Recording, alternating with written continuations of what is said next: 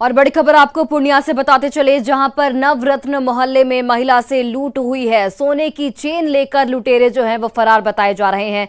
Bike पर लुटेरे सवार थे। पूरी घटना सीसीटीवी कैमरे में कैद हो गई। किशनगंज की महिला रहने वाली बताई जा रही है।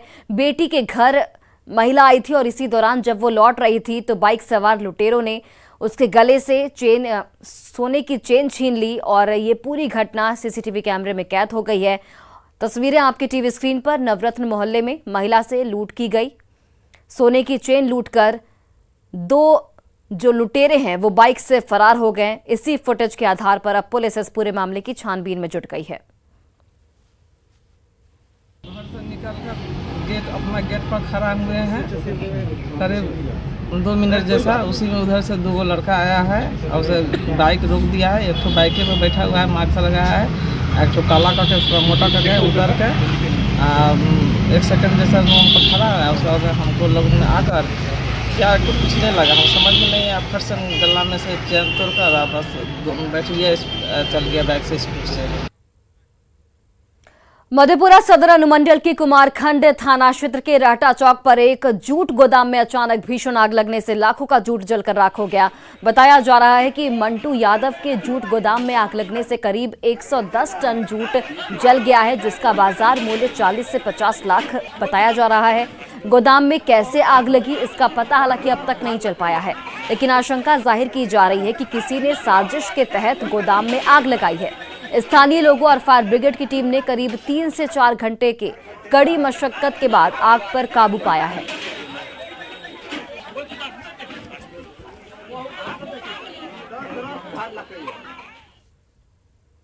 बेतिया के नौतन के एसएफसी गोदाम में सड़ा चावल देखकर डीलर भड़क गए और राशन उठाने से इनकार कर दिया। डीलरों ने आरोप लगाया कि एसएफसी गोदाम के मुंशी द्वारा बिना तौल किए ही उन्हें अनाज दिया जाता है, साथ ही सड़ा हुआ अनाज भी दिया जाता है जिसका वितरण वह नहीं कर सकते। डीलरों ने गोदाम के मुंशी को हटाने और साफ अनाज दिए जाने की यहां पर मांग की है। अरवा चावल दे रहे हैं, आधा उसमें उसना आधा अरवा, और उसके बाद सड़ा हुआ चावल दे रहे हैं जो खाने लायक नहीं है। आदमी तो आदमी है, उसको पशु भी नहीं खाएगा। और यहाँ का जो मुंशी है उनसे बोलने के बाद वो मुंशी बोलते हैं कि हमको यही मिला, यही देंगे, आपको क्या खाना है, इसलिए हम माल नहीं ले जा रहे हैं। तो एक और बेटे का जन्म हुआ तो वहीं दूसरी ओर सीआरपीएफ जवान रहे पिता का अंतिम संस्कार। मोतिहारी में इस गमगीन अवसर पर हर किसी की आंखें नम हो गई और इसी भावुक पल में गगनभेदी नारों के बीच सीआरपीएफ जवान का अंतिम दर्शन करने बड़ी संख्या में लोग पहुंचे। दरअसल सीआरपीएफ जवान विकास झा की पत्नी का प्रसव होने वाला था। इसकी कारण विकास कश्मीर से छुट्टी में घर आ रहे थे, लेकिन रास्ते में जम्मू में हृदय गति रुकने से उनकी मौत हो गई। वहीं गांव में विकास का शव पहुंचने से पहले शुक्रवार को उन्हें पुत्र रत्न की प्राप्ति हुई। शव के साथ सेना के जवानों ने बच्चों को तिरंगा सौंप गार्ड ऑफ ऑनर दिया। वहीं सांसद और विधायक भी उनके अंतिम संस्कार में शामिल हुए।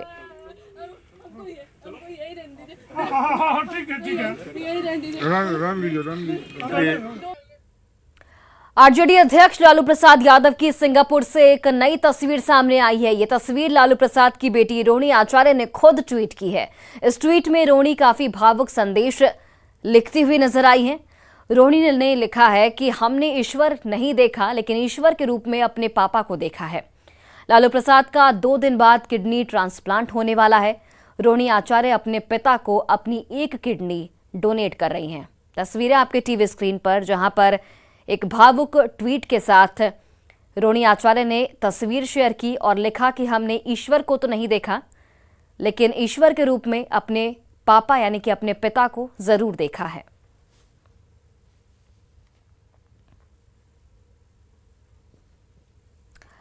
देश रत्न डॉक्टर राजेंद्र प्रसाद की जयंती आज धूमधाम से मनाई जा रही है और इस मौके पर छपरा स्थित जिला स्कूल में भी उनके प्रतिमा पर लोगों ने माल्यार्पण किया।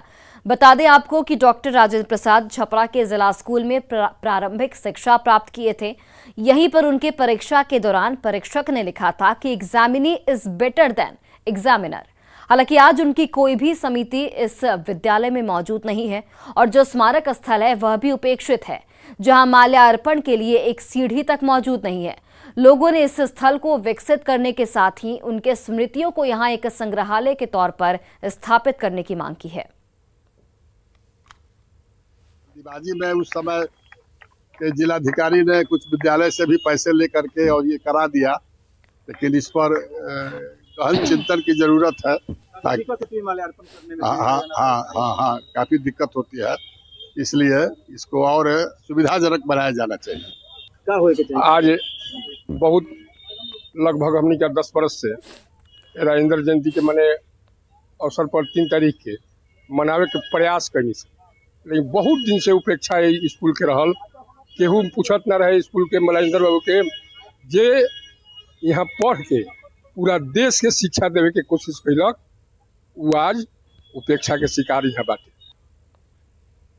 और छपरा के नगरपालिका चौक पर स्थित देश रत्न डॉक्टर राजेंद्र प्रसाद की प्रतिमा को अब वहां से नहीं हटाया जाएगा। डबल डेकर पुल के निर्माण को लेकर प्रतिमा को हटाने की बात कही जा रही थी, लेकिन डॉक्टर राजेंद्र प्रसाद की जयंती के मौके पर सारण के एडीएम डॉक्टर गगन कुमार ने इसकी घोषणा करते हुए इस प्रतिमा को अब यहां से हटाने से इनकार कर दिया है, बल्कि स्थल को अब भी और भी सुंदर बनाया जाएगा। जिला प्रशासन की घोषणा का डॉक्टर राजेंद्र प्रसाद स्मारक ट्रस्ट समिति के सदस्यों ने स्वागत किया है और कहा है कि राजेंद्र बाबू छपरा के लोगों की शान है और मुख्य चौराहे पर उनकी प्रतिमा लोगों को प्रेरणा देती है।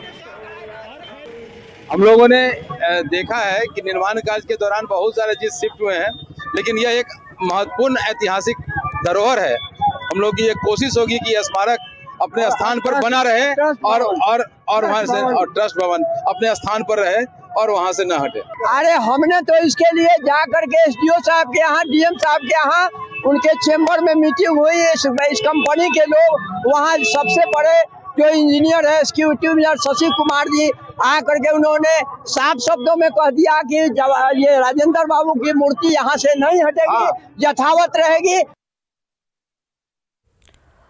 और पटना के गांधी मैदान में सीआरडी की ओर से पटना पुस्तक मेले का आयोजन किया गया, जहां युवाओं की दिलचस्पी किताबों में ज्यादा नजर आ रही है।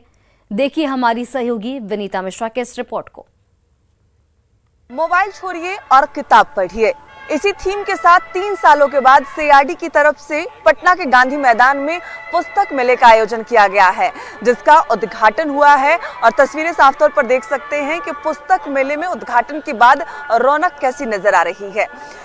मोबाइल छोड़िए और किताब पढ़िए इस बार की थीम है और इसके मद्देनजर यहाँ सारी किताबें, लगभग सभी प्रकाशन की जो किताबें हैं यहाँ मौजूद है। और एक स्टॉल में अगर आप अंदर आएंगे तो देखेंगे कि अगर आप उपन्यास पढ़ना चाहते हैं तो उपन्यास के लिए यहाँ तमाम किताबें हैं। उपन्यास के साथ साथ अगर आप कहानियों में इंटरेस्ट रखते हैं, कहानियाँ पढ़ना चाहते हैं, तो अलग अलग जो प्रकाशन है उसके किताब यहाँ मौजूद हैं। कहानी के साथ साथ आलोचना, उसके बाद आलोचना की भी किताबें यहाँ मौजूद हैं। कविता, अगर आप कविता पढ़ने में अगर आपको अच्छा लगता है तो आप उसकी भी किताबें यहाँ से खरीद सकते हैं। सामाजिक सरोकार, इतिहास, अगर इतिहास से जुड़ी हुई बातें आपको रोचक लगती है तो कई प्रकाशन की किताबें यहाँ मौजूद हैं। आप उसे पढ़ सकते हैं, अपने इतिहास की जानकारी ले सकते हैं। और जो पत्रकारिता है, क्योंकि जो युवा हैं वो पत्रकारिता के क्षेत्र में ज़्यादा जाना चाह रहे हैं, ऐसे पत्रकारिता के लिए भी किताबें यहाँ मौजूद है। तमाम संगीत, सिनेमा और तमाम ऐसी किताबें, शायरी, कई प्रकाशन की किताबें आपको यहाँ मिल जाएंगी। और खासकर जो युवा वर्ग हैं वो भी पढ़ते हुए आपको यहाँ नजर आएंगे। कई युवा हैं जो किताबों में दिलचस्पी यहाँ दिखा रहे हैं, किताबें पढ़ रहे हैं, क्योंकि इस बार की थीम भी है मोबाइल छोड़िए और किताब पढ़िए। क्या नाम है आपका? कृष्ण मुरारी। कौन सी किताब खरीद रहे हैं आप? खरीद नहीं रहे, देख रहे हैं। किताबों में इंटरेस्ट है बहुत। क्या कुछ सोच कर आए हैं, कैसी किताब लेंगे आप? सोचा था कि नवादा के स्टार बैडमिंटन